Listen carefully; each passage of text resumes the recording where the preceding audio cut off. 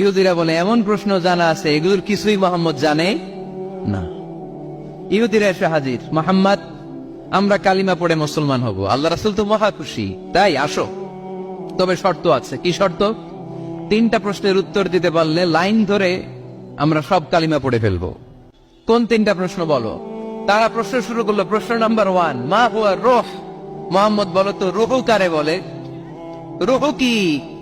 রূহ কাকে বলে? আমাদেরকে একলা ফেলে যখন রূহ চলে যায় দেয় কোনো নাড়াচাড়া নাই। ইহুদিরা বলল প্রথম প্রশ্ন রূহ কারে বলে বলো।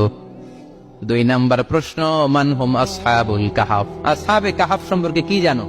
কি জানো বলো। গুহাবাসী, গুহাবাসীদের সম্পর্কে কি জানো? অনেক আগে তারা এসেছিল পৃথিবীতে। 3 নাম্বার প্রশ্ন মান হুয়া যুলকারনাইন। যুলকারনাইন সম্পর্কে কি জানো বলো। প্রশ্ন কয়টা? প্রথম প্রশ্ন কি সম্পর্কে? রূহ। দ্বিতীয় প্রশ্ন আসহাবে কাহাফ। তৃতীয় প্রশ্ন যুলকারনাইন। আল্লাহ রাসূল সাল্লাল্লাহু আলাইহি ওয়াসাল্লাম বললেন গাদান উজিবুকুম। তাফসীর ইবনে কাসিরে এসেছে, তিনি উত্তর দিলেন গাদান উজিবুকুম, আই উইল আনসার টুমরো। আগামীকাল উত্তর দিব। কারণ জানেন না তো কি করে বলবেন, আর না জানলে উনি বানায় কিছু বলেন। কারণ কোরআন তো পরিচয় দিয়েই দিল, তিনি মন গড়া কখনো কিছু বলেন। আগামীকাল উত্তর দিব। ওরা আগামীকাল উত্তরের জন্য হাজির, কিন্তু ওহী আসে নাই, উনি বলতেও পারে না। বিশ্বনবী আবার বললেন গাদান উজিবুকুম, আগামীকাল দেব। তারপরের দিন ইহুদিরা এসে হাজির, বিশ্বনবী উত্তর করতে পারেন না।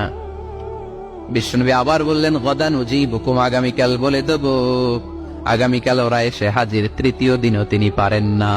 এসে হাসাহাসি শুরু করছে, এই মক্কার লোকেরা দেখো, এই লোকটা এতদিন তোমাদেরকে ভুল বুঝাইছে। এই লোকটা এতদিন বলেছে তিনি নবী।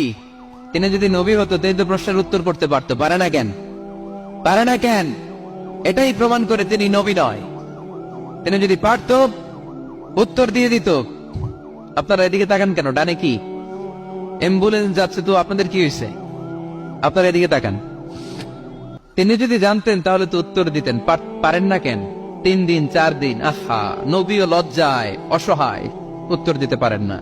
টানা 15 দিন, টানা কয়দিন ওহী আসে নাই, নবী উত্তরও দিতে পারে না। আল্লাহ রাসূল সাল্লাল্লাহু আলাইহি ওয়াসাল্লামের জন্য এত বিব্রতকর পরিস্থিতি আর কখনো ছিল না। তিনি বারবার বলতেছেন কালকে বলবো, কিন্তু উত্তর আসে না। এর কারণ নবী ইনশাআল্লাহ বলে নাই। কি বলে নাই?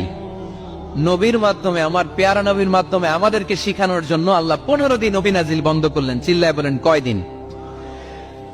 এরপর আল্লাহ কোরআনের আয়াত নাযিল করলেন ওয়ালা তাকুলান্না লিশাইইন ইন্নী ফাইলুন যালিকা গাদা ইল্লা আইয়াশা আল্লাহ। নবী গো, ভবিষ্যতের কোন কাজের ব্যাপারে যদি কাউকে ওয়াদা দেন, ওয়াদা দেওয়ার আগে অবশ্যই ইনশাআল্লাহ বলে দিয়েন। নবীর মাধ্যমে আমরা শিখে গেলাম না? এবার আল্লাহ 3টা প্রশ্নের উত্তর জানাই দিলেন। ইয়াসআলুনাকা আনির রূহ قل الروح من أمر ربي وما أوتيتم من العلم إلا قليلا।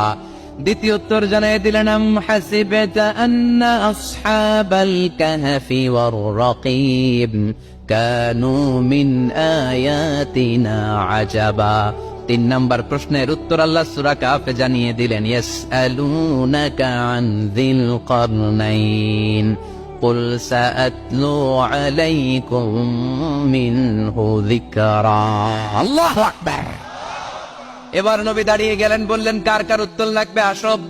রূহ হলো আল্লাহর আদেশ, আল্লাহর আদেশে ঢুকে আর আল্লাহর আদেশে বের হয়। আসহাবে কাফের 7 জন ছেলে ছিল, গুহার মধ্যে আল্লাহর ভয় ঢুকেছে। 309 বছর পরে আল্লাহ তাদেরকে আবার ঘুম থেকে জাগিয়েছে। যুলকারনাইন এমন একজন বাদশা, গোটা বিশ্বকে শাসন করেছে, তার শাসন ক্ষমতার কোনো কমতি ছিল না। সুবহানাল্লাহ, সুবহানাল্লাহ। তাহলে আমার নবী মন গড়া কথা বলে, তাই না? মন গড়া বলে? He was guided by wahy, he was guided by revelation। ওনার কাছে ওহী না আসলে, ওহী না নামলে তিনি কখনো কোনো কথা